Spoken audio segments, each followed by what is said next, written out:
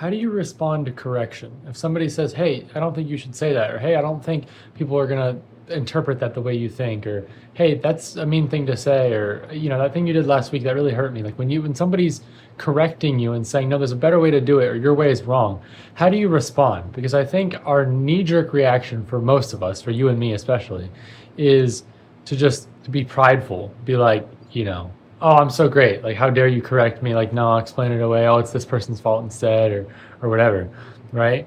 But imagine, a world or a picture of yourself where instead you say, "Thank you." Somebody corrects you and says, "Hey, that's not good in your life," and you say, "Thank you. I didn't realize that," or "I'll think about that." Even if you don't agree, just thank you for bringing that to me. You don't gossip behind my back. You don't, hold that against me. You bring it to me, and I say, well, thank you. Thank you for bringing that to me and letting me see that, because then I have the opportunity to work on it, to actually, pursue with God, righting that wrong, to making that better. So, for one, how do you respond to that correction? For two, regarding other people and that correction, right?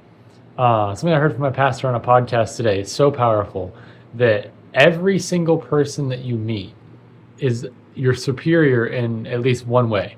So we're all designed with a purpose by God, and so we all have a very unique purpose. And so every single person you meet, whether they're a believer or not, they're better at you in at least one area, right? They might be better at singing than you, or they might know the definition of a word you don't, or they might be better at driving a jet ski than you, or something, right? So there's one area that they're your superior in, and if you think about it like that, you can learn from everybody and put yourself as a servant under everybody. Remember, humility is not putting yourself below people, but humility is looking at God and seeing how great He is and comparing yourself to God, and then in that saying, okay, I submit to God's will, right? So it's humility to God, understanding how great He is, and then in that being able to love others, to look up to God and serve others the way that God did, right? There's lots of people that need prayer. And if you're watching this right now, I want to encourage you to just take a minute, stop watching videos, stop what you're doing for a second if you have time, and just take 5 minutes and just pray. Sit in prayer and say, God, we really need these things to happen. And in my life, I have close friends who know people connected to their family and know other people in different situations. But there are people suffering. There are people in a hospital. There are people in broken marriages. There are people in this world that are not in as great of a position as you might be right now.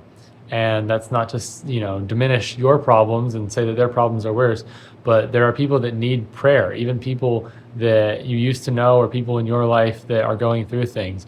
We need a time of prayer for everyone, literally, and for God to just assure us that He's in control and for us to walk in the peace of that as these things play out. But God will work miracles. Prayer is the best thing we can do.